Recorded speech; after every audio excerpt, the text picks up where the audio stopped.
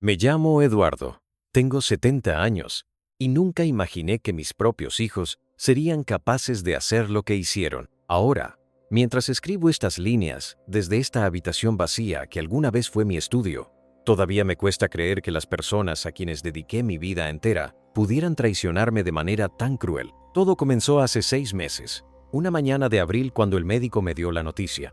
Eduardo, me dijo con esa voz suave que usan los doctores cuando tienen que comunicar algo grave.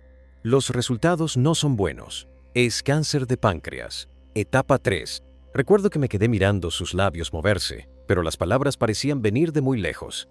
6 meses a un año, eso fue lo que me dio de tiempo. Salí del hospital caminando como un autómata.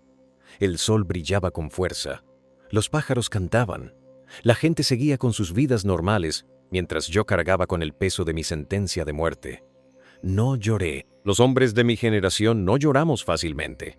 Nos enseñaron a ser fuertes, a aguantar. Pero esa fortaleza que tanto me había servido en la vida ahora se sentía como una carga más. Decidí no decirle nada a nadie de inmediato.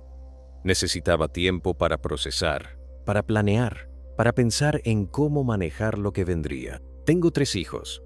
Roberto, el mayor, de 45 años, abogado exitoso con su propio bufete. Marcela, de 42, médica especialista que siempre fue mi orgullo. Y Diego, el menor, de 38, quien nunca encontró realmente su camino en la vida, pero a quien siempre protegí más que a los otros. Mi esposa, Teresa, había fallecido hace 5 años.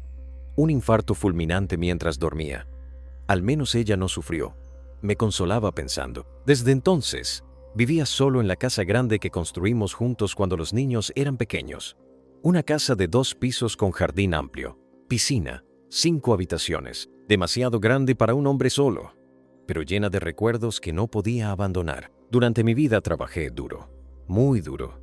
Empecé desde abajo, vendiendo seguros puerta por puerta, ahorrando cada centavo, invirtiendo con inteligencia. Con los años, construí una pequeña fortuna.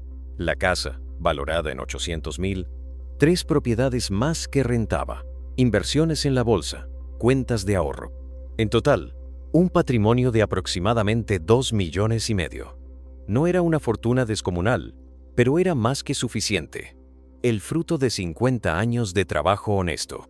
Una semana después del diagnóstico, decidí reunir a mis hijos. Era domingo. Preparé la parrillada que tanto les gustaba cuando eran niños. Roberto llegó en su auto último modelo, trajeado incluso en domingo. Marcela vino con su esposo Carlos, un hombre callado que siempre me pareció buena persona.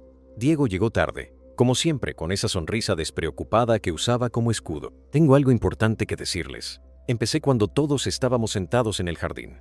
El sol de la tarde creaba sombras largas sobre el césped. Podía escuchar a los niños de los vecinos jugando a lo lejos. Estoy enfermo. Es cáncer. El silencio que siguió fue ensordecedor. Marcela, mi niña médica, fue la primera en reaccionar. Sus ojos se llenaron de lágrimas mientras preguntaba detalles médicos, tratamientos, segundas opiniones. Roberto se quedó pálido, apretando su vaso de whisky hasta que sus nudillos se pusieron blancos. Diego simplemente me miraba, como si no pudiera procesar la información. ¿Cuánto tiempo?, preguntó finalmente Roberto, siempre práctico, siempre directo. 6 meses, tal vez 1 año si tengo suerte, respondí. Marcela se levantó y me abrazó, llorando en mi hombro.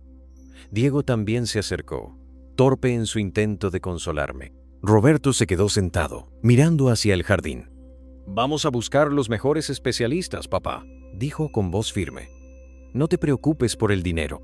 Ah, el dinero. Si hubiera sabido entonces que esas palabras eran el principio del fin. Las siguientes semanas fueron una mezcla de visitas médicas, tratamientos y la extraña normalidad de saber que tu tiempo se acaba. Mis hijos se turnaban para acompañarme. Al principio, todo parecía genuino. Roberto cancelaba reuniones importantes para llevarme al oncólogo. Marcela investigaba tratamientos experimentales, consultaba con colegas. Diego, por primera vez en años, parecía estar presente, atento. Pero entonces empezaron las preguntas sutiles. «Papá, ¿has pensado en hacer un testamento?», preguntó Roberto un día mientras esperábamos en la sala de quimioterapia. «Es importante dejar todo en orden». para evitar problemas. Tenía sentido, por supuesto. Roberto era abogado. Sabía de estas cosas. Le dije que ya tenía un testamento, hecho hace años cuando Teresa todavía vivía. Todo se dividiría en partes iguales entre los tres.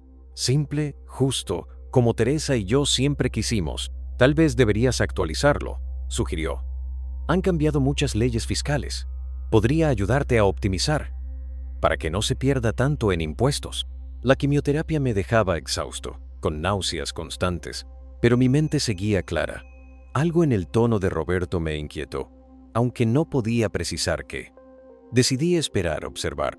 Una tarde, Diego vino a visitarme solo. Era raro. Generalmente venía cuando estaban los otros. Se sentó en el sofá frente a mí, nervioso, jugando con las llaves de su auto. «Papá», empezó, «he estado pensando. Tal vez debería mudarme aquí contigo, para cuidarte. La casa es muy grande para ti solo, especialmente ahora». Lo miré sorprendido. Diego vivía en un departamento pequeño, siempre quejándose de la renta. «¿Y tu trabajo?», pregunté. Se encogió de hombros. «Puedo trabajar desde cualquier lugar. Además, alguien tiene que estar contigo». Antes de que pudiera responder, continuó. «Roberto y Marcela tienen sus vidas ocupadas, sus trabajos importantes. Yo tengo más flexibilidad. Podría encargarme de la casa, del jardín, de las propiedades que rentas. Sería como un administrador, para que tú no tengas que preocuparte por nada». Administrador. La palabra quedó flotando en el aire entre nosotros. Diego nunca había mostrado interés en administrar nada en su vida. A los 38 años, había tenido una serie de trabajos que nunca duraban más de un año, proyectos que nunca se concretaban, negocios que siempre fracasaban. Teresa y yo lo habíamos ayudado financieramente más veces de las que podía contar. «Lo pensaré», le dije, y vi un destello de algo en sus ojos. ¿Decepción? ¿Frustración? Desapareció tan rápido que no pude estar seguro. Esa noche no pude dormir. El dolor en el abdomen era constante ahora, un recordatorio de mi mortalidad. Pero más que el dolor físico, me inquietaba la sensación de que algo había cambiado en la dinámica con mis hijos. Era sutil, casi imperceptible, como cuando sientes que va a llover aunque el cielo esté despejado. Al día siguiente, Marcela me llamó temprano. «Papá, he estado investigando sobre tratamientos alternativos. Hay una clínica privada que tiene muy buenos resultados con casos como el tuyo. Es costosa, pero ¿cuánto?», interrumpí. «Unos 200,000 por el tratamiento completo. Sé que es mucho, pero si funciona». 200,000. Una cantidad considerable, pero no imposible. Le dije que lo consideraría. Cuando colgué, me quedé pensando. Marcela nunca había hablado de dinero conmigo. Siempre fue independiente, orgullosa de sus logros. Su esposo Carlos tenía un buen trabajo también. ¿Por qué ahora esta preocupación por tratamientos costosos? Decidí hacer algo que nunca había hecho antes. Investigar a mis propios hijos. Contraté discretamente a un investigador privado, un antiguo cliente de cuando vendía seguros. «Solo quiero saber si tienen problemas de los que no me estén hablando», le expliqué, sintiéndome como un traidor. Mientras esperaba los resultados de la investigación, continué con mi rutina de tratamientos. La quimioterapia era brutal. Perdí peso rápidamente. El pelo se me cayó en mechones. La comida sabía a metal, pero lo peor era la fatiga. Esa sensación de que mi cuerpo se apagaba lentamente. Roberto empezó a visitarme más seguido, siempre con documentos. «Solo algunas firmas, papá, para facilitar las cosas. Poderes notariales, autorizaciones bancarias, traspasos de firmas en las empresas donde tenía inversiones. Es por si te pones muy mal y no puedes firmar», explicaba. «Así podré pagar tus cuentas médicas, manejar tus asuntos». Firmé algunos, pero algo me detenía de firmar todos. Tal vez era paranoia, tal vez era intuición, pero empecé a guardar los documentos más importantes en una caja fuerte que Roberto no conocía. Una tarde, mientras descansaba en el jardín, escuché voces en la cocina. La puerta estaba entreabierta y el viento traía fragmentos de conversación. Era Diego hablando por teléfono. «No, todavía no. Roberto dice que hay que esperar». «Sí, ya sé que debes dinero, pero...» «Cuando papá...» «No, no digas eso. Claro que me importa, pero también necesito». Me levanté haciendo ruido deliberadamente y Diego cortó la llamada abruptamente. ¿Con quién hablabas? Pregunté casualmente. Nadie importante, solo un amigo, respondió. Pero sus ojos no encontraban los míos. Esa misma semana, el investigador me trajo su informe. Lo que leí me dejó helado. Roberto estaba al borde de la bancarrota. Su bufete tenía deudas enormes. Había perdido varios casos importantes y clientes grandes lo habían abandonado. Mantenía las apariencias, pero estaba desesperado. Diego debía dinero a personas peligrosas, gente que no acepta excusas. Había estado apostando, perdiendo más de lo que alguna vez podría pagar con su salario. Y Marcela, mi perfecta Marcela. Su esposo Carlos la había dejado hacía 2 meses. No me lo había dicho. Estaban en proceso de divorcio y él reclamaba la mitad de todo, incluida la casa donde vivían. Mis 3 hijos estaban en crisis financiera y no me habían dicho nada. En lugar de eso, rondaban como buitres, esperando mi muerte para resolver sus problemas con mi herencia. El informe del investigador pesaba en mis manos como una lápida. Lo leí 3 veces, esperando que las palabras cambiaran, que de alguna manera hubiera malentendido. Pero ahí estaban los hechos, fríos y claros. Estados de cuenta bancarios de Roberto mostrando números rojos, fotos de Diego entrando a casas de apuestas clandestinas, documentos de divorcio con el nombre de Marcela. Guardé el informe en la caja fuerte y me senté en mi sillón favorito, el que Teresa había elegido para nuestro primer aniversario. Desde la ventana podía ver el jardín que ella había diseñado con tanto amor. Los rosales que plantamos juntos cuando Marcela nació seguían floreciendo, ajenos a la traición que se gestaba dentro de estas paredes. ¿En qué momento mis hijos se convirtieron en extraños? ¿Fue gradual o siempre fueron así y yo estaba demasiado ciego para verlo? Teresa siempre decía que los estaba malcriando, especialmente a Diego. Le das todo muy fácil, Eduardo. Me regañaba con cariño. Un día no estaremos y tiene que aprender a valerse por sí mismo. Pero yo no podía evitarlo. Había crecido pobre, trabajando desde los 12 años, y juré que mis hijos nunca pasarían necesidades. Tal vez ese fue mi error. Les di todo excepto la necesidad de luchar por algo. Los días siguientes fueron una obra de teatro macabra. Yo fingiendo no saber nada, ellos fingiendo preocupación genuina. Roberto llegó una mañana con más documentos. Papá, estuve revisando tus inversiones. Creo que deberías liquidar algunas y ponerlas en algo más líquido, más accesible. ¿Por qué? Pregunté, manteniendo mi voz neutral. Bueno, los tratamientos son caros. Es mejor tener el dinero disponible. Hizo una pausa, estudiando mi rostro. Además, he estado pensando, tal vez deberías considerar darnos adelantos de la herencia. Así evitamos impuestos después. Adelantos de la herencia. Qué manera tan elegante de decir, dame mi parte antes de que mueras. Roberto, dije lentamente, ¿tienes problemas de dinero? Vi el pánico cruzar su rostro por una fracción de segundo antes de que su máscara de abogado volviera a su lugar. ¿Yo? No, papá. Claro que no. Solo estoy pensando en lo que es mejor para todos. Porque si necesitas ayuda, solo tienes que pedirla. Continué, observándolo atentamente. No necesito nada, papá. De verdad. Su sonrisa era perfecta, practicada, la misma que usaba en los tribunales. Esa tarde, Marcela vino a hacerme compañía. Se veía cansada, con ojeras que el maquillaje no podía ocultar completamente. Preparó té y nos sentamos en la sala. ¿Cómo está Carlos?, pregunté casualmente.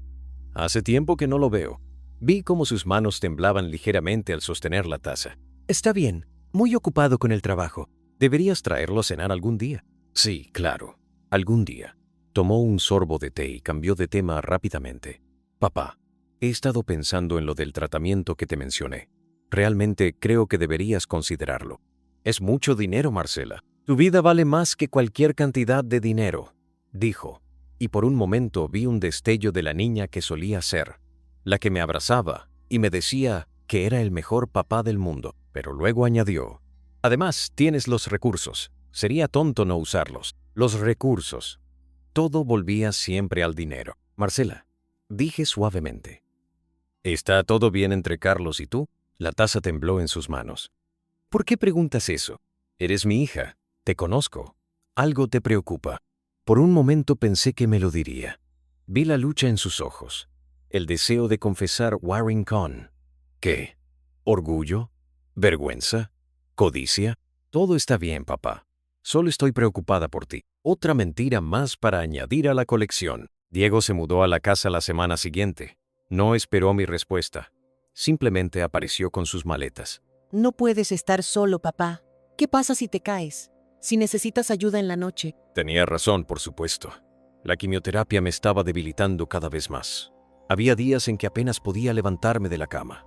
Pero tener a Diego en casa era como tener un espía enemigo. Lo escuchaba hablar por teléfono en susurros. Lo veía revisar papeles en mi estudio cuando creía que estaba dormido. Una noche, el dolor era tan intenso que no podía dormir. Bajé a buscar mis medicamentos y encontré a Diego en mi estudio, con la computadora encendida. ¿Qué haces?, pregunté desde la puerta. Saltó como si le hubiera disparado. Papá, me asustaste. Solo estaba viendo las cuentas de las propiedades.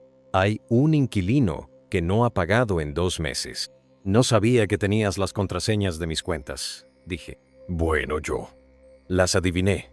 Usas las mismas desde hace años. Intentó una sonrisa. Deberías cambiarlas. No es seguro. Tienes razón, respondí. Las cambiaré mañana. Vi la frustración en su rostro. Papá, si me dieras acceso oficial, podría ayudarte mejor. No tendrías que preocuparte por nada. Lo pensaré, dije. La misma respuesta que le había dado antes. Al día siguiente cambié todas mis contraseñas y moví la mayoría de mi dinero a cuentas que mis hijos no conocían. También llamé a mi antiguo amigo Manuel, un notario de confianza, y le pedí que viniera a la casa. Quiero hacer algunos cambios en mi testamento, le dije cuando estuvimos solos en el estudio. Manuel me miró con preocupación. Eduardo, ¿está todo bien? Bueno, considerando las circunstancias. Mis hijos creen que me estoy muriendo, dije. Y tienen razón. Pero también creen que soy un viejo tonto que no se da cuenta de lo que traman. Le conté todo. Las deudas secretas, las mentiras, las manipulaciones. Manuel escuchó en silencio, tomando notas. ¿Qué quieres hacer?, preguntó cuando terminé. Todavía no lo sé, pero quiero estar preparado para cualquier cosa. Necesito opciones. Trabajamos durante 2 horas, creando diferentes versiones del testamento, estableciendo condiciones, cláusulas, protecciones. Era como preparar una batalla legal desde la tumba. Cuando Manuel se fue, me sentía exhausto, pero extrañamente satisfecho. Mis hijos querían jugar a este juego macabro, pero no sabían que su padre todavía tenía algunas cartas bajo la manga. Los siguientes días fueron reveladores. Roberto empezó a presionarme más abiertamente sobre las inversiones. El mercado está volátil, papá. Deberías vender ahora que están altas. Diego accidentalmente dejaba folletos de casas de retiro de lujo sobre la mesa. Por si decides que la casa es demasiado grande, decía con falsa casualidad. Marcela insistía cada vez más en el tratamiento costoso, trayendo artículos médicos, testimonios, estadísticas. Era agotador mantener la fachada, fingir que no veía sus verdaderas intenciones. Pero lo más doloroso era recordar tiempos mejores. Roberto enseñándome a usar la computadora con paciencia infinita. Marcela cuidándome cuando me rompí la pierna hace 10 años, sin moverse de mi lado. Diego haciéndome reír con sus ocurrencias, siempre el payaso de la familia. ¿Dónde quedaron esos hijos? ¿Los mató la necesidad de dinero? ¿O siempre fueron una ilusión? Una tarde, mientras descansaba en el jardín, escuché un carro detenerse frente a la casa. Por la ventana vi a mis 3 hijos bajarse del mismo vehículo. Era extraño. Nunca llegaban juntos a menos que fuera una ocasión especial. Entraron a la casa hablando en voz baja. No me buscaron inmediatamente. Fueron directo a la sala. Me levanté con dificultad y me acerqué sin hacer ruido. La puerta estaba entreabierta y podía escuchar claramente. No podemos esperar más, decía Roberto. Mis acreedores no van a esperar a que papá se muera. ¿Y qué sugieres?, preguntó Marcela. Que lo apuremos. No seas dramática. Solo digo que necesitamos ser más persuasivos. Está sentado sobre 2,5 millones mientras nosotros nos hundimos. Él no sabe sobre nuestros problemas, dijo Diego. Si se lo dijéramos. ¿Estás loco?, interrumpió Roberto. Si sabe que estamos desesperados, podría cambiar el testamento. Podría dejárselo todo a caridad o algo así. Ya conoces a papá y sus ideas sobre ganarse las cosas. Además, añadió Marcela, si supiera lo de Carlos, se decepcionaría tanto. Siempre dijo que el matrimonio era para siempre, como el suyo con mamá. Mamá, repitió Diego con amargura. Si estuviera viva, nada de esto estaría pasando. Si mamá estuviera viva, la herencia sería menor, dijo Roberto. Y el silencio que siguió fue pesado, incómodo. No puedo creer que hayas dicho eso, susurró Marcela. Es la verdad. Todos lo estamos pensando. No me miren así. Ustedes también están aquí por el dinero. Necesito mi parte, dijo Diego de repente. Me van a matar si no pago. No es broma, Roberto. Esta gente no juega, y yo necesito salvar mi bufete. Trabajé 20 años para construirlo, y yo necesito empezar de nuevo, añadió Marcela. Carlos se está quedando con todo. El muy desgraciado me engañó, y ahora quiere hasta mi dinero. Me alejé de la puerta, sintiendo náuseas que no tenían nada que ver con la quimioterapia.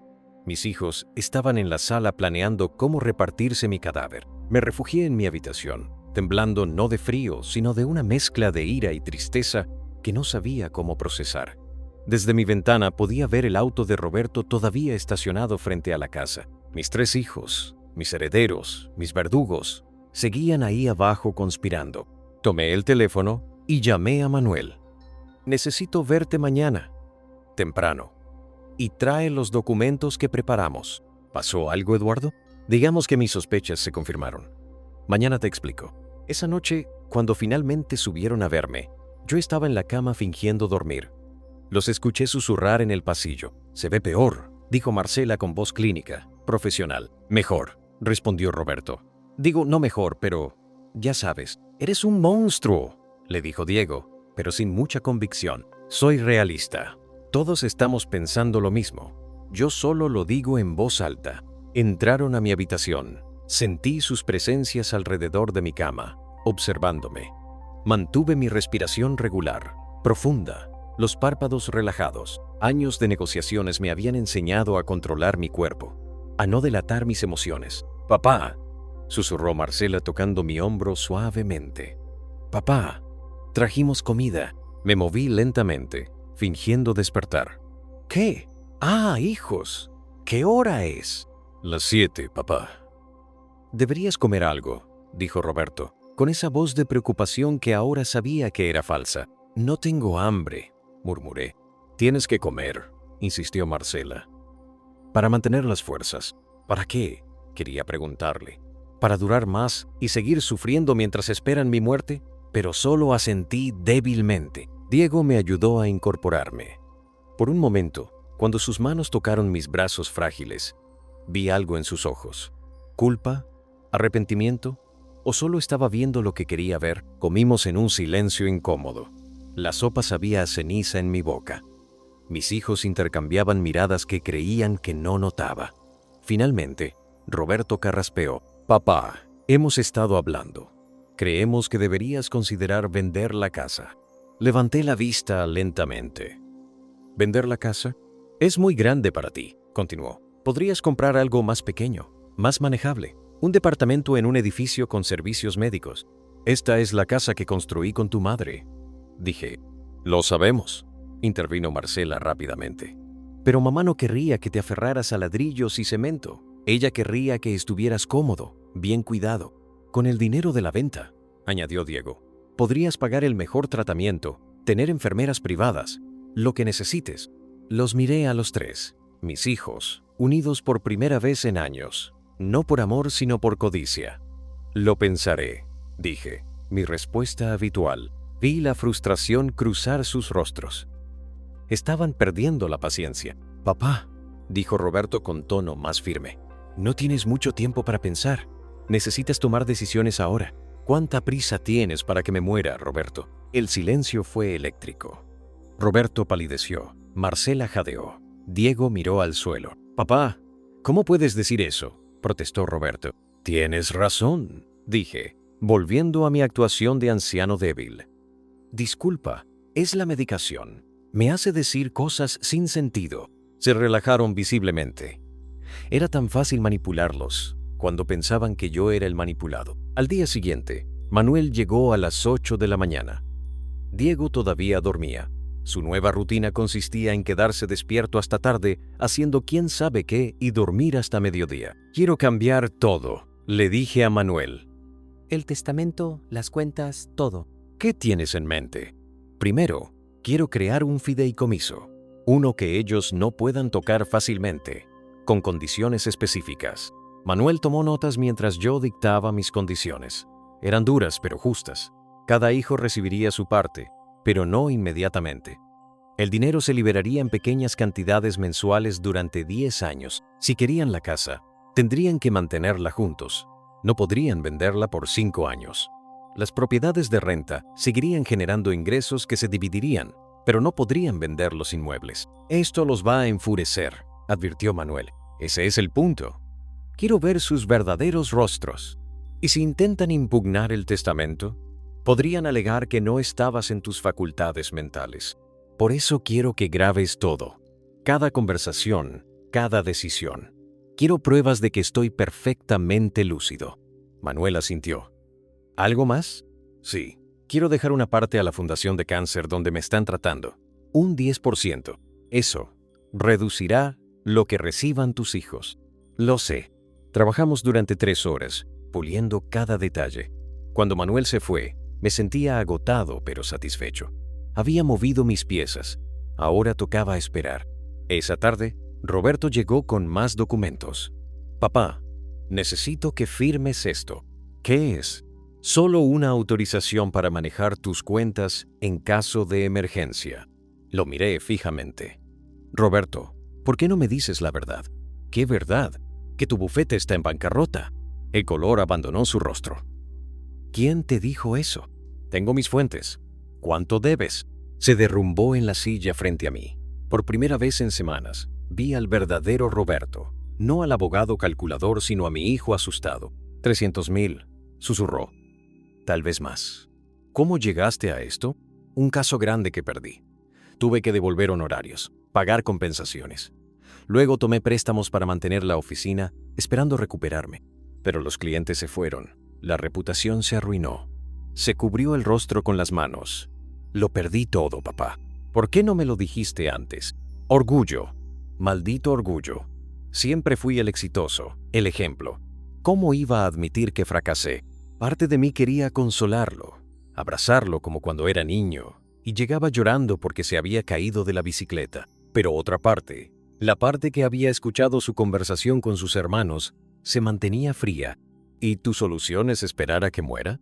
Roberto levantó la cabeza bruscamente. No es así, ¿no? Entonces, ¿qué es? Es complicado. Sí, necesito el dinero. Pero también quiero cuidarte, de verdad. Las dos cosas pueden ser ciertas al mismo tiempo. ¿Pueden? Se levantó, frustrado. No entiendes la presión que tengo. Los acreedores llaman todos los días. Podría perder mi licencia. Todo por lo que trabajé. Yo trabajé 50 años para construir lo que tengo. Lo interrumpí. ¿Y crees que tienes derecho a ello solo porque eres mi hijo? Me lo vas a dejar de todos modos cuando mueras. El silencio después de su explosión fue denso. Roberto se dio cuenta de lo que había dicho y trató de retractarse. Papá, yo no quise. Vete, dije cansado. Solo vete. Después de que se fue, llamé a Marcela. Ven a la casa, necesitamos hablar. Llegó 1 hora después, luciendo ansiosa. ¿Está todo bien? ¿Te sientes mal? Sé lo de Carlos, dije sin preámbulos. Se congeló. ¿Qué sabes? Que te dejó, que están divorciándose, que quiere la mitad de todo. Las lágrimas comenzaron a rodar por sus mejillas. Mi hija, mi niña fuerte, se quebró frente a mí. Tuve un affair, confesó entre sollozos. Con un colega. Fue estúpido, no significó nada. Pero Carlos lo descubrió. Ahora lo usa contra mí en el divorcio. La miré. Esta mujer que había criado, que había admirado por su inteligencia y dedicación, y no la reconocí. ¿Un affair? Estaba sola, papá. Carlos trabajaba todo el tiempo, yo también. Nos convertimos en extraños viviendo en la misma casa. Y luego Miguel apareció. Me escuchaba. Me hacía sentir viva otra vez. No quiero los detalles, la corté. Solo dime por qué no me lo contaste. ¿Cómo iba a decirte que fracasé en mi matrimonio? Tú y mamá fueron perfectos. 35 años juntos, sin un solo problema. Me reí amargamente. ¿Sin problemas? Marcela, tu madre y yo tuvimos nuestras crisis. Hubo un momento, cuando ustedes eran pequeños, que casi nos separamos. La sorpresa en su rostro era genuina. ¿Qué? Nunca dijeron nada. Porque lo resolvimos. Trabajamos en ello. Luchamos por nuestro matrimonio en lugar de rendirnos a la primera dificultad. Los tiempos eran diferentes entonces. Las excusas son las mismas. Se levantó, enojada ahora. No tienes derecho a juzgarme. No sabes lo que he pasado. Tienes razón. No lo sé porque no me lo contaste. En lugar de eso, rondas esperando mi muerte para resolver tus problemas financieros. Eso no es cierto. ¿No? Entonces, ¿por qué la insistencia en el tratamiento de 200,000? ¿Por mi salud? ¿O porque necesitas justificar que te dé dinero? No respondió. No necesitaba hacerlo. La verdad flotaba entre nosotros como un fantasma. Esa noche, Diego cocinó la cena. Era un intento patético de pasta que apenas pude tragar, pero el gesto parecía genuino. Mientras comíamos, decidí confrontarlo también. Diego, ¿a quién le debes dinero? Casi se ahoga con la comida. ¿Qué? A nadie. No me mientas. Sé lo de las apuestas. Dejó el tenedor, derrotado. ¿Cómo? No importa cómo. ¿Cuánto? 50,000, murmuró. Luego, más bajo. Tal vez 70. ¿A quién? Gente. Gente peligrosa, papá. No es broma. Si no pago, ¿te matarán? O algo peor. Lo miré. Mi hijo menor. El bebé de la familia. Siempre fue el más débil, el que más protección necesitaba. Teresa me advertía que lo estaba malcriando, pero yo no podía evitarlo. Veía tanto de mí mismo en él, el mismo miedo al fracaso, la misma necesidad de aprobación. ¿Por qué empezaste a apostar? Se encogió de hombros. Al principio era diversión, pequeñas apuestas en juegos de fútbol, pero luego, no sé, se convirtió en algo más. La emoción, la posibilidad de ganar en grande. La posibilidad de ganar en grande. Repetí sus palabras. Diego, la casa siempre gana. Siempre. Lo sé, papá. Lo sé ahora. Pero cuando estás adentro, cuando sientes que la próxima apuesta será la ganadora. Se frotó los ojos con las manos. Soy un idiota. No eres un idiota. Eres un adicto. La palabra quedó suspendida entre nosotros. Diego me miró con los ojos muy abiertos, como si nunca lo hubiera considerado. Necesitas ayuda profesional. Continué. No dinero para pagar deudas que volverás a acumular, sino ayuda real. Papá, no entiendes. Esta gente no espera. Me dieron hasta fin de mes. Si no pago, ¿cuándo es la fecha límite exactamente? 3 semanas. 3 semanas. Probablemente menos tiempo del que me quedaba si mis médicos estaban en lo correcto. La ironía era casi poética. Esa noche no pude dormir. El dolor era intenso, pero era más que eso. La traición de mis hijos pesaba más que el cáncer. Me levanté y caminé por la casa silenciosa, deteniéndome en cada fotografía familiar. Ahí estábamos en la playa. Roberto de 10 años construyendo castillos de arena.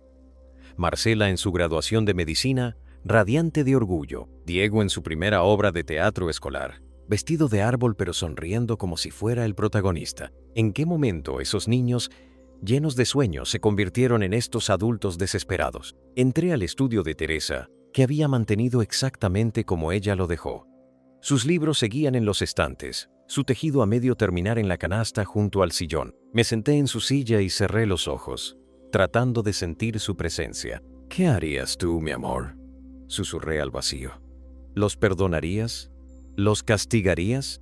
El silencio fue mi única respuesta. A la mañana siguiente, desperté con una decisión tomada. Llamé a Manuel. Necesito hacer otro cambio al testamento. ¿Otro? Eduardo, ya lo hemos modificado 3 veces. Este es el último.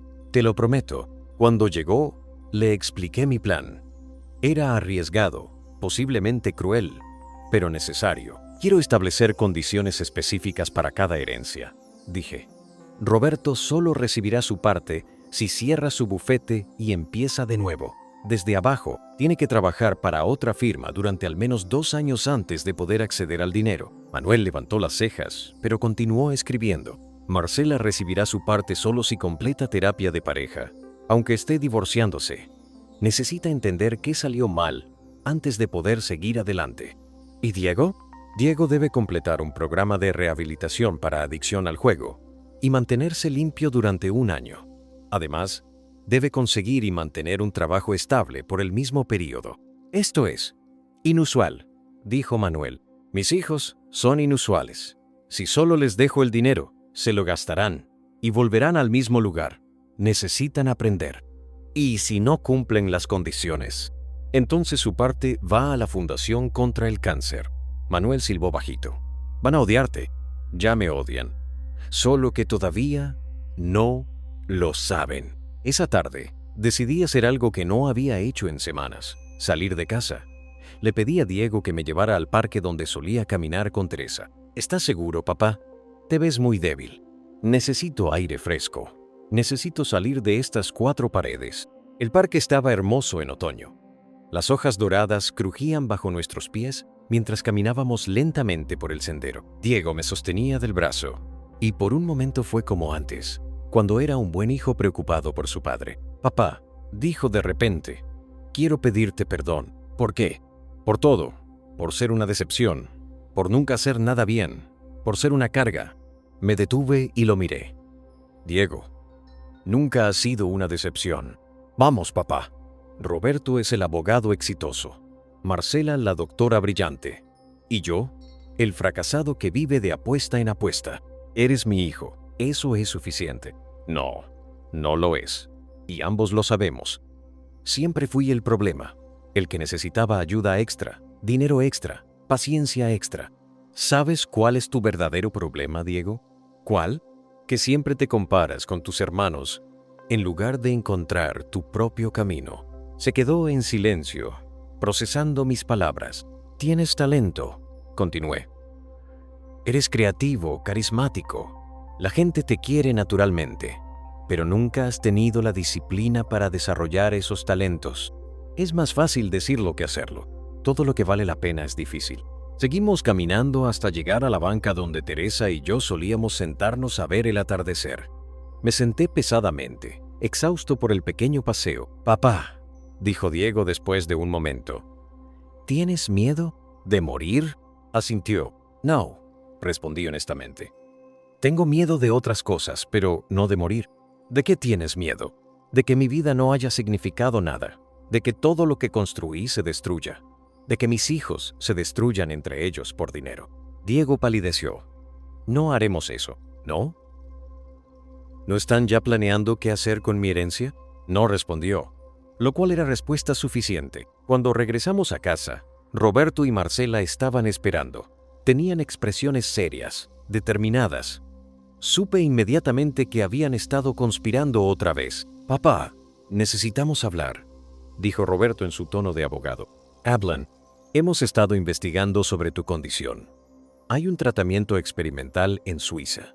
Es caro, muy caro, pero hay casos documentados de remisión completa. ¿Cuánto?, pregunté, aunque sospechaba que la cantidad sería convenientemente cercana a mi patrimonio líquido. $500,000, dijo Marcela.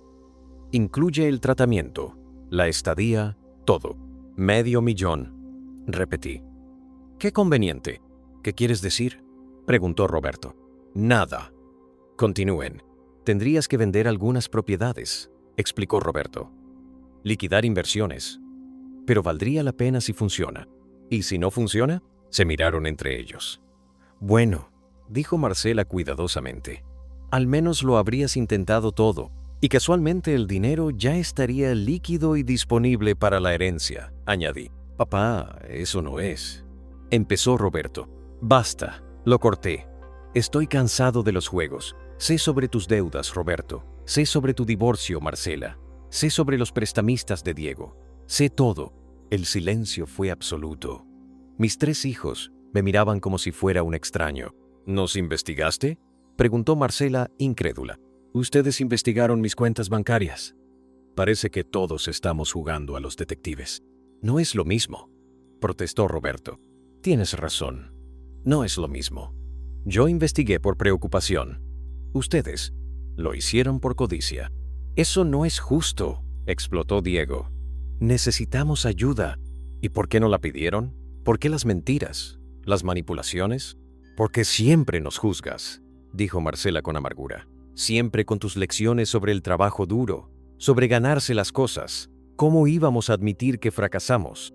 Entonces preferían esperar a que muriera. Nadie quiere que mueras, gritó Diego, pero tampoco les molesta que esté sucediendo, respondí calmadamente. La verdad era demasiado cruda, demasiado obvia para negarla. Roberto se sentó pesadamente. Marcela comenzó a llorar. Diego golpeó la pared con frustración. ¿Qué quieres de nosotros?, preguntó Roberto finalmente. Nada, respondí. Ya no quiero nada de ustedes. Me levanté con dificultad y caminé hacia las escaleras. Por cierto, dije sin voltear, ya cambié el testamento. Manuel tiene todos los documentos. Sugiero que empiecen a resolver sus problemas por su cuenta, porque mi muerte no será la solución que esperan. Subí las escaleras lentamente, escuchando el caos que estalló detrás de mí. Gritos, acusaciones, culpas cruzadas. La familia perfecta finalmente mostrando su verdadero rostro. En mi habitación tomé el teléfono y llamé a la única persona en quien todavía confiaba. ¿Isabel?, dije cuando contestó. Soy Eduardo. Sí, el hermano de Teresa. Necesito pedirte un favor enorme. Isabel había sido la mejor amiga de mi esposa, más cercana que una hermana. Vivía a 3 horas de distancia, pero siempre mantuvimos contacto. Eduardo, ¿qué pasa? Te escuchas terrible. Estoy muriendo, Isabel. Cáncer. ¿Y mis hijos? Mis hijos se han convertido en buitres. Voy para allá, dijo inmediatamente. Dame 3 horas. No, espera. Necesito que hagas algo primero. En el escritorio de Teresa, en el cajón secreto que ella te mostró una vez, hay algo que necesito que traigas. ¿El cajón donde guardaba sus diarios? Ese mismo. Trae todo lo que encuentres allí. Mientras esperaba a Isabel, me senté en mi cama escuchando a mis hijos discutir abajo. Sus voces subían y bajaban como olas de resentimiento. Ocasionalmente distinguía palabras: culpa, justo, merezco, sacrificio, el vocabulario de la codicia familiar. El sol comenzaba a ponerse cuando escuché el auto de Isabel. Desde mi ventana la vi bajar, todavía elegante a sus 68 años, con esa determinación que siempre la caracterizó. Llevaba una caja en sus manos. Mis hijos debieron verla también porque las voces cesaron abruptamente. Escuché la puerta abrirse, murmullos de sorpresa, y luego los pasos de Isabel subiendo las escaleras. Entró sin tocar, como siempre hacía. Eduardo, Dios mío, ¿cómo estás? Nos abrazamos y por primera vez desde el diagnóstico, lloré. Lloré por Teresa, por mis hijos perdidos, por la vida que se me escapaba. Traje lo que pediste, dijo cuando me calmé, entregándome la caja. La abrí con manos temblorosas. Dentro estaban los diarios de Teresa, pero también algo más. Cartas. Docenas de cartas que mis hijos le habían escrito a lo largo de los años. Teresa las guardaba todas, dijo Isabel. Cada carta, cada dibujo, cada nota, decía que eran su tesoro más preciado. Tomé una carta al azar. Era de Roberto, escrita cuando tenía 15 años. Mamá, gracias por creer en mí. Prometo que un día los haré sentir orgullosos a ti y a papá. Los amo más de lo que las palabras pueden expresar. Otra de Marcela, de su primer año en medicina. Mami, esto es más difícil de lo que pensé, pero cada vez que quiero rendirme pienso en tu fortaleza y sigo adelante. Eres mi héroe. Y una de Diego, garabateada apresuradamente. Ma, sé que no soy el mejor hijo, pero te amo. Gracias por nunca rendirte conmigo. Las lágrimas nublaban mi visión. ¿Dónde estaban esos hijos? ¿Qué les había pasado? Isabel se sentó a mi lado mientras yo leía carta tras carta. Cada una era una ventana a un tiempo cuando mis hijos todavía tenían corazón, cuando el amor era más importante que el dinero. Eduardo, dijo Isabel suavemente. Teresa me hizo prometer algo antes de morir. La miré sorprendido. ¿Qué cosa? Que si alguna vez la familia se rompía, te recordara algo que ella siempre decía. El amor no se hereda, se cultiva cada día. Teresa, susurré su nombre como una oración. Hay algo más, continuó Isabel. En su último diario, escribió sobre cada uno de los niños. Creo que deberías leerlo. Abrí el diario con fecha de apenas una semana antes de su muerte. La caligrafía familiar de Teresa llenaba las páginas. Roberto carga con tanto peso sobre sus hombros, siempre tratando de ser perfecto, de demostrar que merece ser el mayor. No sabe que ya es suficiente, que no tiene que ganarse nuestro amor. Me preocupa que un día esa presión lo quiebre. Marcela es brillante pero frágil. Se esconde detrás de su profesión. Usa su título como escudo. El matrimonio con Carlos no la hace feliz. Lo sé, pero tiene tanto miedo de fracasar que prefiere fingir. Ojalá pudiera decirle que está bien no ser perfecta. Diego, mi bebé complicado. Tiene tanto potencial pero tanto miedo. Se sabotea antes de que otros puedan rechazarlo. Eduardo lo protege demasiado, lo sé, pero es porque ve su propia juventud insegura en él. Diego necesita encontrar su propio camino, lejos de la sombra de sus hermanos. Cerré el diario, abrumado. Teresa había visto todo. Había entendido todo. Tus hijos están perdidos, Eduardo, dijo Isabel. Pero no están perdidos para siempre. Es demasiado tarde, respondí. Me estoy muriendo y ellos solo ven signos de dólares. O están aterrorizados de perderte y no saben cómo manejarlo excepto enfocándose en lo práctico. Antes de que pudiera responder, escuchamos pasos en las escaleras. Roberto apareció en la puerta, luciendo demacrado. Papá, necesitamos. Oh, tía Isabel. Roberto, saludó Isabel fríamente. Ella nunca tuvo paciencia para las mentiras. ¿Podemos hablar, papá? Los tres, por favor. Isabel se levantó. Me quedaré abajo. Si me necesitas, solo llama. Cuando se fue, mis tres hijos entraron a la habitación. Parecían más pequeños, derrotados. Hemos estado hablando, empezó Marcela. Y tienes razón. Nos hemos comportado como... ¿Cómo? Buitres, completó Diego. Sí, admitió Roberto.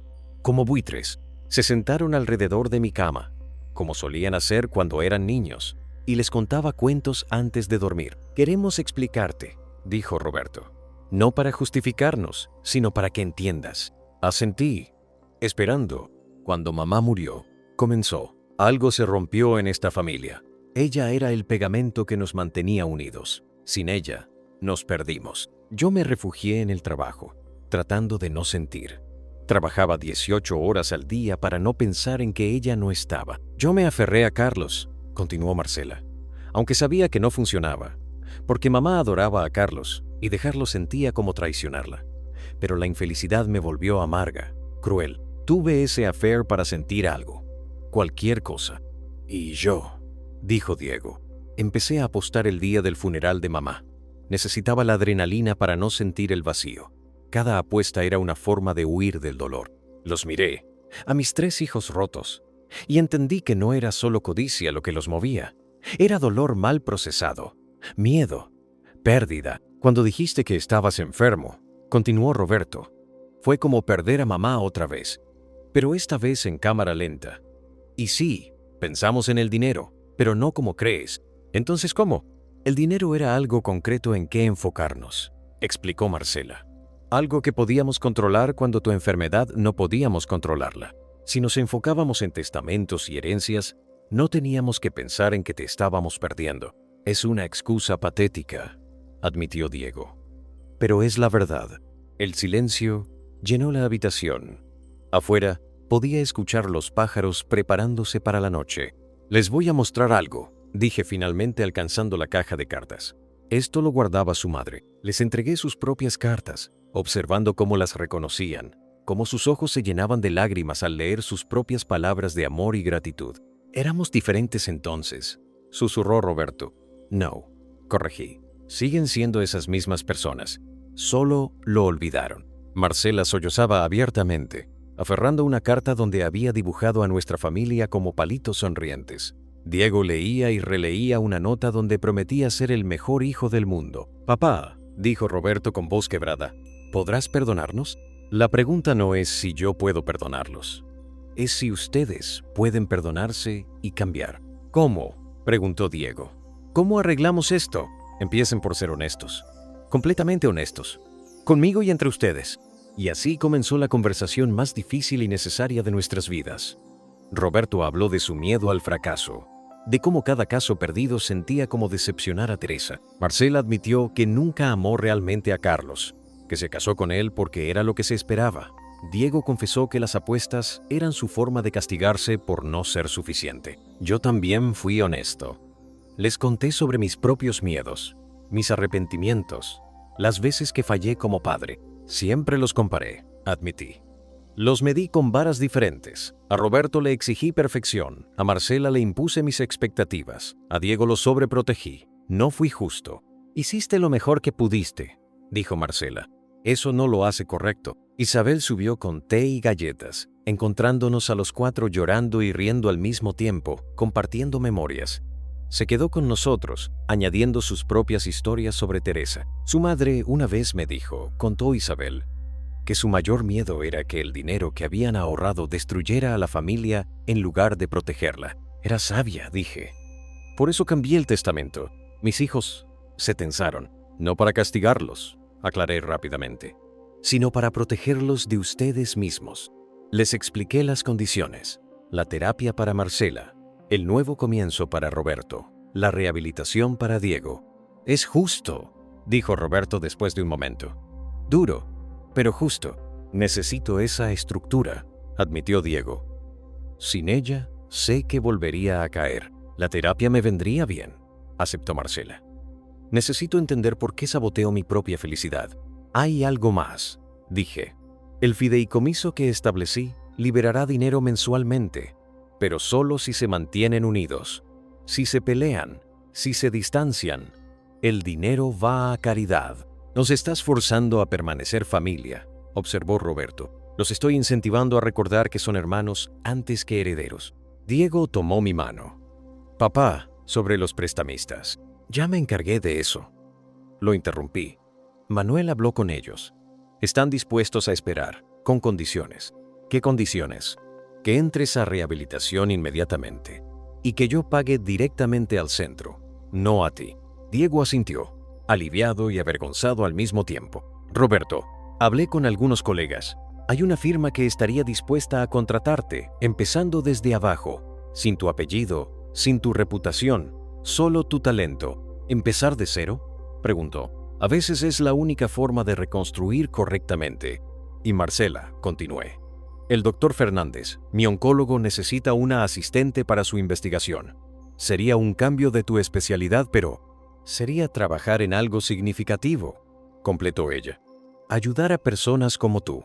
Exacto. Pasamos las siguientes horas planeando. No conspirando, sino genuinamente organizando el futuro. Roberto haría una lista de sus deudas reales para negociar pagos. Marcela contactaría a un abogado de divorcios justo, no agresivo.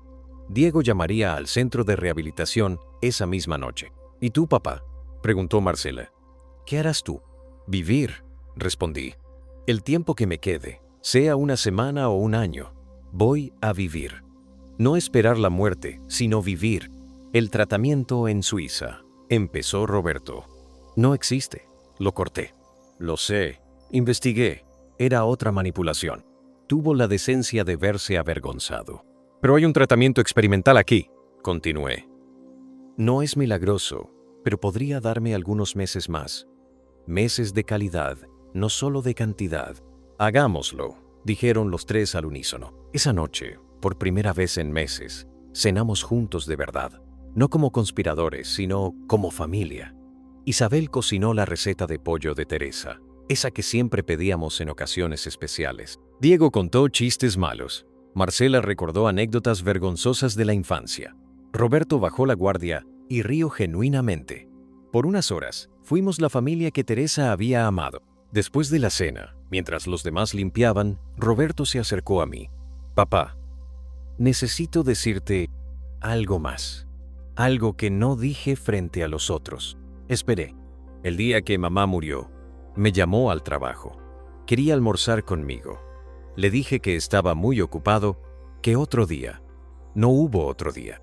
Las lágrimas corrían por su rostro. Vivo con esa culpa cada día. Por eso trabajo tanto, para no pensar, pero cuando dijiste que estabas enfermo, vi la oportunidad de hacer las cosas diferentes. Y en lugar de eso, repetí el mismo error. Me enfoqué en el dinero en lugar de en ti. Lo abracé.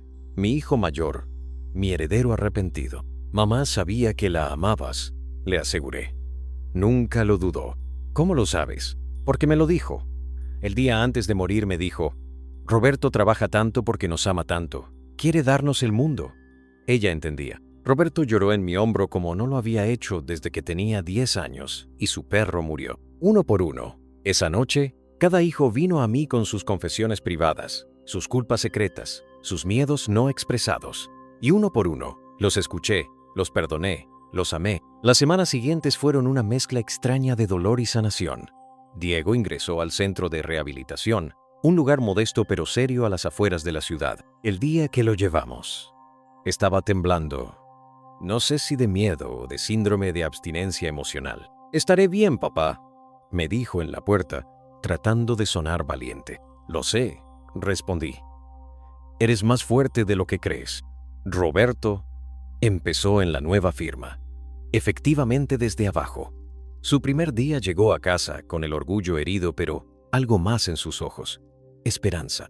«Me pusieron a revisar contratos básicos», dijo durante la cena. «Trabajo de pasante. Hay chicos de 22 años que son mis superiores». «¿Y cómo te sientes?», pregunté. Pensó un momento. «Libre. Por primera vez en años. Libre. No tengo que fingir ser perfecto». Marcela comenzó su proceso de divorcio y su terapia simultáneamente. Carlos resultó ser más razonable de lo esperado cuando ella dejó de pelear y aceptó su parte de responsabilidad. El terapeuta dice que uso el trabajo como escudo emocional. Me contó una tarde que me escondo detrás de mi título de doctora para no ser vulnerable.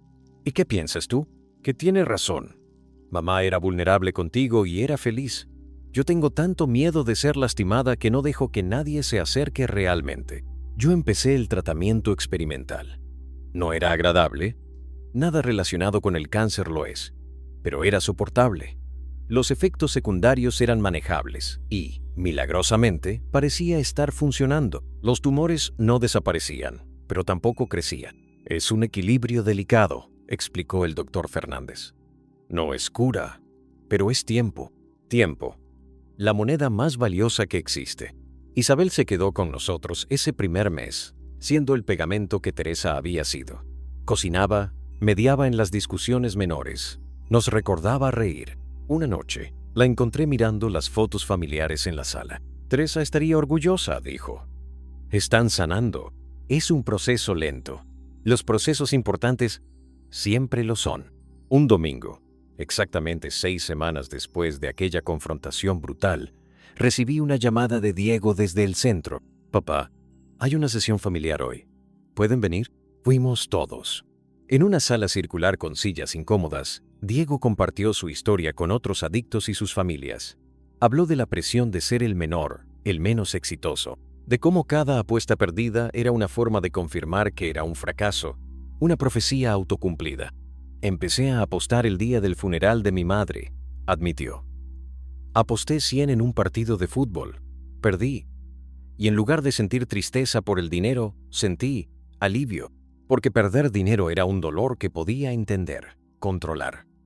El dolor de perder a mi madre era demasiado grande». Roberto y Marcela lloraron escuchándolo. Yo también. El terapeuta nos pidió que cada uno compartiera cómo la adicción de Diego nos había afectado. Fue brutal escuchar a Roberto admitir que había considerado a Diego una carga, a Marcela confesar que se avergonzaba de él frente a sus colegas. «Yo fallé en protegerte», dije cuando fue mi turno. «No de los prestamistas o de las consecuencias, sino de ti mismo. Te di dinero cuando necesitabas límites. Te di excusas cuando necesitabas responsabilidad. No es tu culpa, papá. No es sobre culpa, es sobre reconocer patrones para no repetirlos». Después de la sesión, almorzamos en un pequeño restaurante cerca del centro. Por primera vez en años, Diego lucía claro, presente. «Conseguí un trabajo», anunció. «En el centro, ayudando con el mantenimiento y la administración. No paga mucho, pero es honesto», completó Roberto. «Bien hecho, hermano». Esa noche, en casa, encontré a Marcela en el estudio de Teresa, leyendo los diarios de su madre. No sabía que mamá escribía poesía, dijo. Me senté junto a ella. Empezó cuando ustedes eran pequeños. Decía que era su forma de capturar momentos. Marcela leyó en voz alta. 3 semillas planté en mi jardín. Cada una diferente, cada una especial. La primera creció recta y alta, buscando el cielo. La segunda floreció brillante, colores de medicina. La tercera serpenteó salvaje, buscando su camino. Todas mis semillas, todas mi jardín, todas perfectas en su imperfección. Éramos nosotros, susurró Marcela. Siempre fueron ustedes. Todo lo que escribía era sobre ustedes. Roberto entró al estudio. ¿Interrumpo? No, dijo Marcela. Únete. Estamos leyendo a mamá. Los 3 nos sentamos en el suelo, como cuando eran niños, y leímos los diarios juntos. Reímos con las anécdotas olvidadas. Lloramos con las observaciones profundas de Teresa sobre cada uno. Miren esto, dijo Roberto, señalando una entrada. Es del día antes de mi boda. Roberto se casa mañana. Mi niño que construía castillos de arena ahora construye una vida.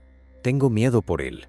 El matrimonio es difícil, más difícil de lo que los jóvenes entienden, pero también tengo esperanza. Tiene la capacidad de amar profundamente. Solo necesita recordar que el amor requiere presencia, no solo provisión. No escuché ese consejo, murmuró Roberto. Mi matrimonio fracasó porque nunca estaba presente, pero ahora lo sabes, dije. Para la próxima vez. Si hay una próxima vez, la habrá, aseguró Marcela. Eres un buen hombre, Roberto. Solo necesitabas recordarlo. Las semanas se convirtieron en meses. Mi salud se mantenía estable, desafiando los pronósticos. Los médicos estaban cautelosamente optimistas.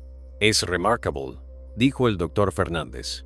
No puedo explicarlo médicamente, pero algo cambió. Su cuerpo está respondiendo mejor de lo esperado. Yo sabía que había cambiado. La paz. Por primera vez desde la muerte de Teresa, sentía paz. Roberto prosperaba en su nuevo trabajo. Sin la presión de mantener una imagen, su verdadero talento brillaba. Sus jefes, inicialmente escépticos, comenzaron a darle casos más importantes. Me ofrecieron un ascenso. Anunció una noche durante nuestra cena familiar semanal, una nueva tradición que habíamos establecido. ¿Tan pronto?, preguntó Diego, quien tenía un pase de salida del centro. Aparentemente soy bueno cuando no estoy fingiendo ser Dios, rió Roberto. Marcela estaba transformándose también. La terapia la había suavizado, haciéndola más accesible. Comenzó a salir con amigos, algo que no había hecho en años. Conocí a alguien, confesó tímidamente una noche. ¿En serio?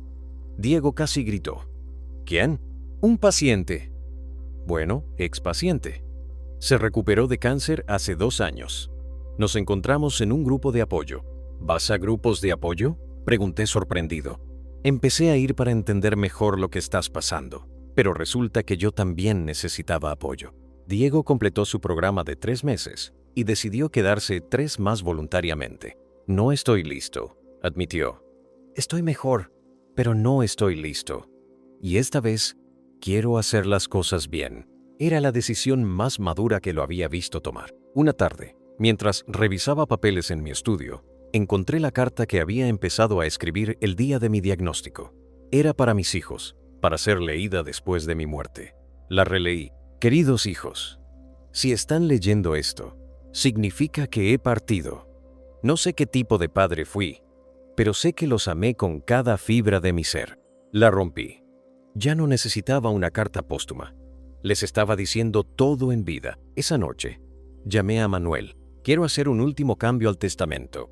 Eduardo, por favor, este es diferente. Quiero eliminar todas las condiciones. Silencio al otro lado de la línea. ¿Estás seguro? Completamente. Mis hijos ya están haciendo los cambios por sí mismos, no por el dinero. Las condiciones ya no son necesarias. ¿Qué hay del fideicomiso? Manténlo, pero simplifica. Que reciban su herencia en partes iguales, sin condiciones. Confío en ellos. Es un gran cambio. Ellos hicieron un gran cambio. No les dije sobre la modificación. Quería ver si continuarían su progreso sin la zanahoria financiera. Y lo hicieron. Roberto rechazó una oferta de su antiguo bufete para regresar como socio senior. Estoy construyendo algo nuevo, explicó. No quiero volver a lo viejo. Marcela vendió su casa lujosa y compró algo más modesto. No necesito tanto espacio, dijo. Además, prefiero tener dinero para viajar, para vivir. Diego consiguió su propio apartamento pequeño con su salario del centro. Es chico, admitió, pero es mío, pagado con dinero limpio. Una noche de viernes, 6 meses después de mi diagnóstico inicial, estábamos todos en el jardín. Diego había cocinado sorprendentemente bien. Roberto había traído vino. Marcela había hecho el postre. Isabel estaba de visita nuevamente. Quiero hacer un brindis, dije, levantando mi copa de jugo. El alcohol no mezclaba con mis medicamentos. Por mamá, empecé, quien nos amó lo suficiente para enseñarnos a amar. Por Isabel, quien nos recordó cómo ser familia. Por Roberto, quien encontró fortaleza en la humildad. Por Marcela, quien encontró valor en la vulnerabilidad. Por Diego, quien encontró victoria en admitir derrota. ¿Y por ti?, preguntó Diego. Por mí, que encontré vida mientras moría. Bebimos, lloramos un poco, reímos mucho. Papá, dijo Roberto después de un momento, hay algo que necesitamos decirte. Me tensé. ¿Otra conspiración? Hemos estado hablando, continuó Marcela, y hemos tomado una decisión. No queremos la herencia, completó Diego. Los miré, confundido. Es decir, aclaró Roberto, eventualmente, sí, pero no ahora. Queremos que uses tu dinero para vivir. Viaja, prueba tratamientos, haz lo que siempre quisiste hacer. Nosotros estamos bien, añadió Marcela. Estamos trabajando, aprendiendo a manejar nuestras vidas. No necesitamos tu muerte para vivir, concluyó Diego. Te necesitamos vivo. Las palabras de mis hijos quedaron suspendidas en el aire nocturno como estrellas inesperadas. No necesitamos tu muerte para vivir. Te necesitamos vivo. Isabel me apretó la mano bajo la mesa. Sus ojos brillaban con lágrimas que reconocí. Eran las mismas que Teresa habría derramado. No sé qué decir, admití finalmente. No digas nada, respondió Diego. Solo vive, papá.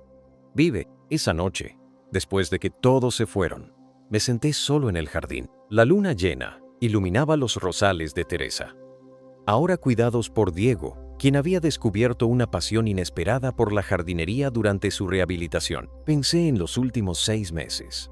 Había esperado morir. Había visto a mis hijos convertirse en extraños codiciosos. Había perdido la fe en la familia que Teresa y yo construimos. Y luego, de alguna manera, en medio del dolor y la traición, habíamos encontrado el camino de vuelta los unos a los otros. El teléfono sonó, interrumpiendo mis pensamientos. Era el doctor Fernández. Eduardo, necesito verte mañana. Tengo los resultados de tus últimos exámenes. El tono de su voz era diferente. No sombrío, sino sorprendido. ¿Malas noticias?, pregunté. Ven mañana. Trae a tu familia. Dormí poco esa noche. A la mañana siguiente, mis 3 hijos me acompañaron al hospital. Roberto canceló una reunión importante. Marcela cambió un turno. Diego pidió permiso en el centro. El doctor Fernández nos recibió con una expresión que no podía descifrar. Eduardo, en mis 30 años de medicina, he visto pocas cosas como esta, comenzó. Los tumores se están reduciendo. El silencio en la oficina era absoluto. ¿Reduciendo?, repetí estúpidamente. Significativamente.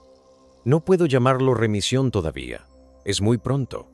Pero la respuesta al tratamiento experimental ha excedido toda expectativa. Si continúa así, ¿vivirá?, interrumpió Marcela, en modo doctora. Si continúa así, hablamos de años, no meses. Roberto se hundió en su silla. Diego comenzó a llorar abiertamente. Marcela bombardeó al doctor con preguntas médicas que no entendí.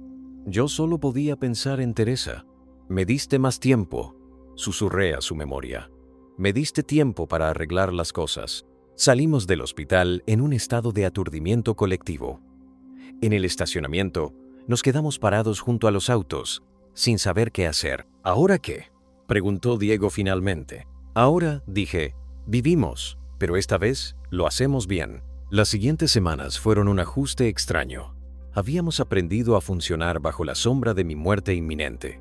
Ahora, con la posibilidad de años por delante, tuvimos que reaprender a planear un futuro. Roberto fue el primero en adaptarse. Si vas a vivir, dijo con su practicidad característica.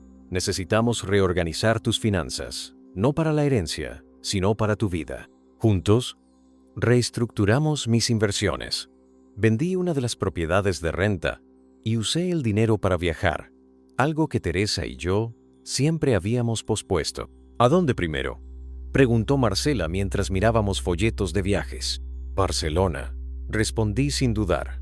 Tu madre siempre quiso ver la Sagrada Familia. Entonces iremos todos, declaró Diego. Unas vacaciones familiares reales.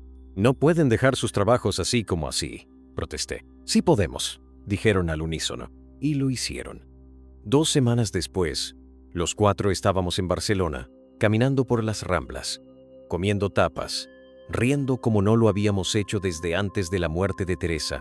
En la Sagrada Familia, mientras la luz de colores atravesaba los vitrales, Diego me tomó del brazo.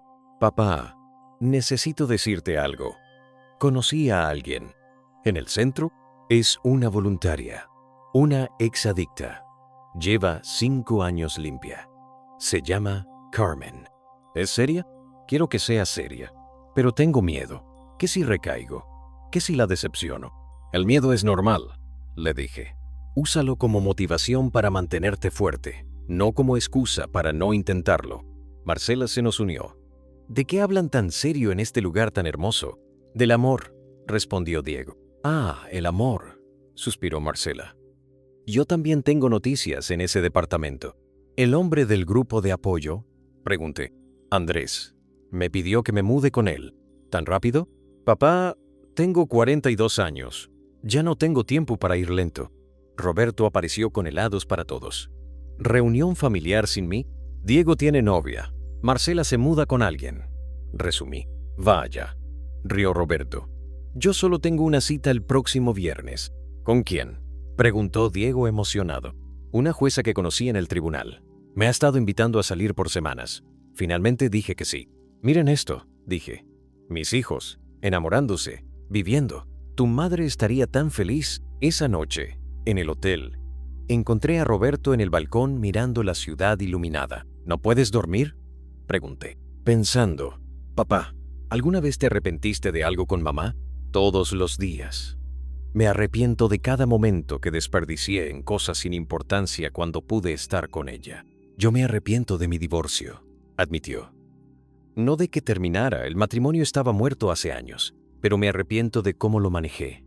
Fui cruel, frío, me convertí en alguien que no reconocía. El arrepentimiento es útil solo si aprendes de él. Esta vez será diferente. Con quien sea que termine será diferente. Regresamos de Barcelona renovados. Diego trajo a Carmen a una cena familiar. Era una mujer tranquila, con ojos que habían visto dolor pero habían elegido la esperanza. Vi cómo se miraban, cómo ella calmaba la energía nerviosa de Diego con solo tocar su mano. Cuídalo, le dije cuando tuvimos un momento a solas. Y él me cuida a mí, respondió. Nos cuidamos mutuamente. Así funciona. Marcela se mudó con Andrés, un hombre gentil que había perdido a su esposa por cáncer y entendía el valor del tiempo. La vi florecer en esa relación, volverse más suave, más abierta. Roberto y la jueza, Patricia, comenzaron despacio pero seguro. Ella no toleraba sus tendencias workahólicas y lo obligaba a tener balance. Me hace ser mejor persona, me confió. No me deja esconderme detrás del trabajo. Un año después de mi diagnóstico inicial, organizamos una fiesta.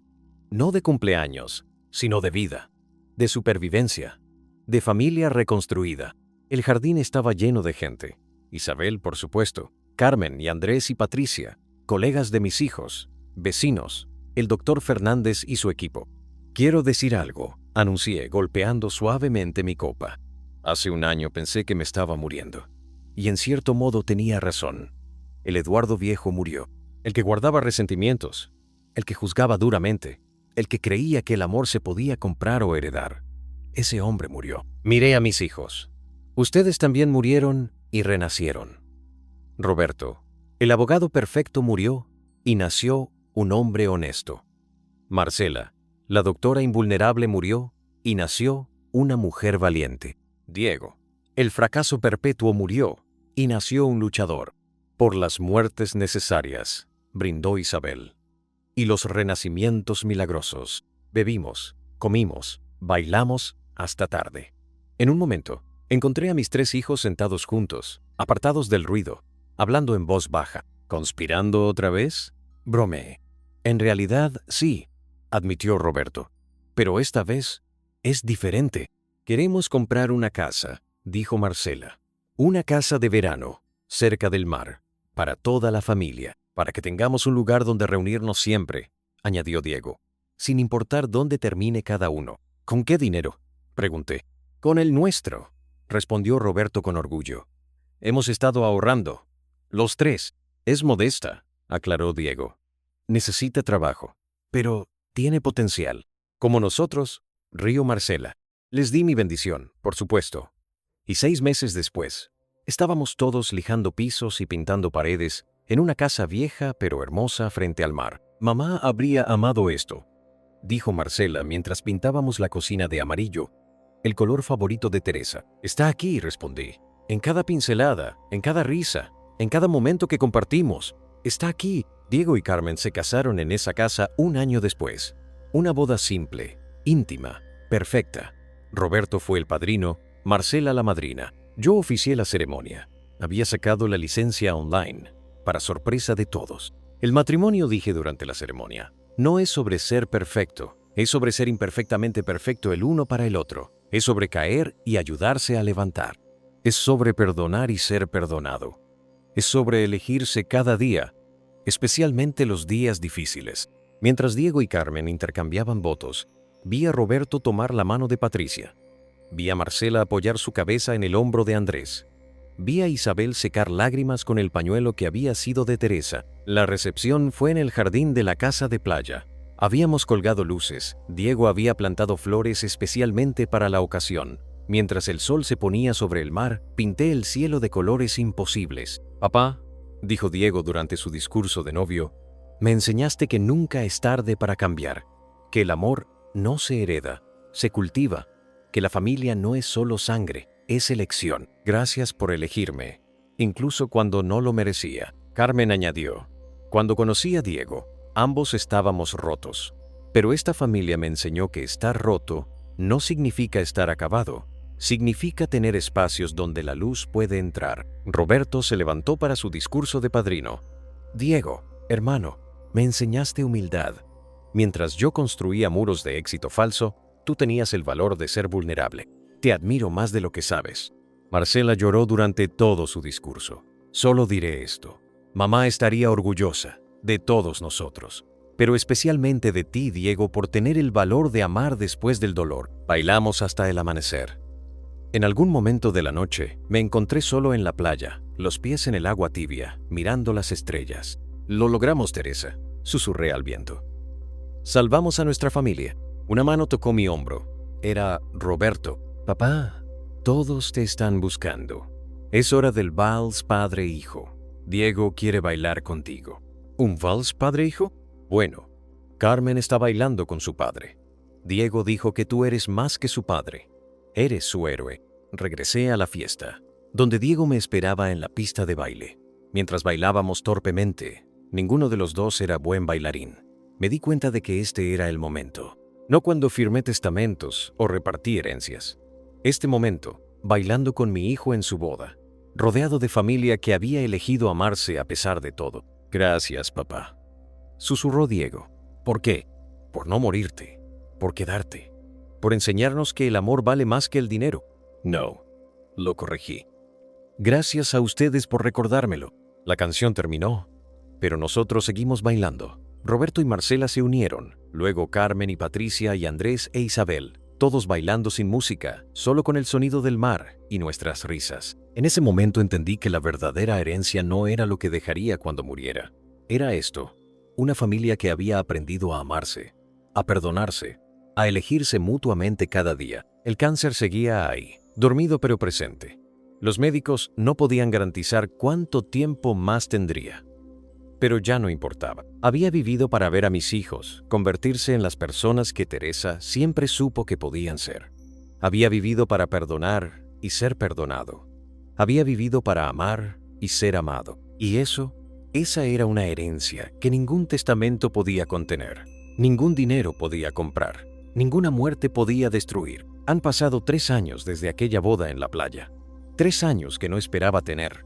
3 años que han sido un regalo inesperado. Estoy sentado en el mismo estudio donde comencé esta historia, pero todo es diferente ahora. Las paredes están llenas de fotos nuevas. Diego y Carmen con su bebé recién nacido. Roberto y Patricia en su boda íntima del año pasado. Marcela recibiendo un premio por su investigación en oncología. El cáncer regresó hace 6 meses. Esta vez, ambos sabemos, los médicos y yo, que no habrá otro milagro. Pero no hay pánico, no hay desesperación, solo una extraña paz que viene de saber que cada cuenta pendiente está saldada. Cada palabra importante fue dicha. Mis hijos lo saben también. Esta vez no hay conspiraciones, no hay susurros sobre herencias. Solo presencia. Pura, simple presencia. Roberto reorganizó su calendario para pasar las tardes conmigo. Ya no hablamos de trabajo o dinero. Hablamos de béisbol, de política, de los libros que está leyendo. A veces no hablamos para nada. Solo nos sentamos en el jardín viendo crecer las rosas de Teresa. Patricia está embarazada, me dijo ayer, con esa sonrisa que había perdido durante sus años de perseguir el éxito vacío. ¿En serio? 3 meses. Queríamos estar seguros antes de decirte. ¿Cómo te sientes? Aterrado, admitió. Pero el terror bueno, el que te hace querer ser mejor persona. Serás un padre maravilloso, le aseguré. Ya aprendiste la lección más importante. Estar presente vale más que proveer. Marcela viene cada mañana antes del trabajo. Me trae el desayuno y revisamos juntos las noticias médicas. Su investigación sobre tratamientos paliativos ha avanzado enormemente. Inspirada, dice ella, por mi journey. Encontré algo interesante, me dijo esta mañana. Un estudio sobre cómo el perdón afecta la respuesta inmunológica. Pacientes que resuelven conflictos familiares muestran mejor respuesta a tratamientos. ¿Crees que por eso tuve esos años extra? Creo que el amor sana de formas que la medicina no entiende completamente, respondió, tomando mi mano. Papá, Andrés y yo también tenemos noticias. Embarazo, adopción. Hay una niña, 5 años. Su madre murió de cáncer. No tiene familia. Y queremos adoptarla. Queremos darle la familia que nosotros casi perdimos y encontramos de nuevo. La besé en la frente. Teresa estaría tan orgullosa. Una nieta más para malcriar desde el cielo. Diego y Carmen vienen los fines de semana con el pequeño Eduardo. Sí, me dieron el honor de su nombre. Tiene 1 año y medio ahora. Los ojos curiosos de su padre y la calma de su madre. Mira lo que puede hacer, dice Diego emocionado mientras el bebé da pasos tambaleantes por la sala. Lo veo con su hijo y no reconozco al hombre perdido que apostaba para escapar del dolor. Este Diego es sólido, confiable, presente. Sigue trabajando en el centro de rehabilitación. Ahora como consejero principal. Salvé a alguien ayer, me contó el domingo pasado. Un chico, 23 años, a punto de perderlo todo por las apuestas. Vi mi historia en sus ojos. Y por primera vez, papá, mi historia de fracaso sirvió para algo. Le mostré que se puede salir. Tu historia nunca fue de fracaso. Lo corregí. Fue de caída y resurrección. Las resurrecciones requieren primero una muerte. Isabel sigue siendo parte de la familia. Viene cada miércoles para lo que llamamos Tardes de Teresa. Cocinamos sus recetas, escuchamos su música, contamos historias sobre ella. ¿Sabías que Teresa escribió una carta para cada nieto futuro? Me dijo Isabel la semana pasada. ¿Qué? Sacó un sobre del bolso. Las guardé todos estos años. Hay una para el bebé de Diego, una para el futuro bebé de Roberto, una para la niña que Marcela adoptará. ¿Cómo sabía? No sabía los detalles, pero conocía a sus hijos. Sabía que eventualmente encontrarían el amor, formarían familias. Tenía fe cuando ustedes la habían perdido. Leí la carta para el pequeño Eduardo. Querido nieto o nieta, no sé tu nombre ni tu rostro, pero sé que eres amado. Vienes de una línea de luchadores, de personas que caen y se levantan. Tu abuelo Eduardo te enseñará sobre el trabajo duro. Tu padre o madre, cualquiera de mis hijos, te enseñará sobre la resiliencia. Yo, desde donde esté, te cuidaré siempre. Sé valiente, sé amable, sé auténtico. Y recuerda, el amor no se hereda, se cultiva cada día. Con amor eterno, tu abuela, Teresa. Lloré como no había llorado en años.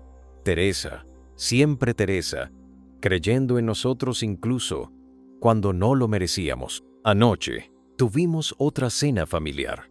Ya es tradición. Cada viernes, sin excepción, todos en la mesa. Roberto trajo vino italiano.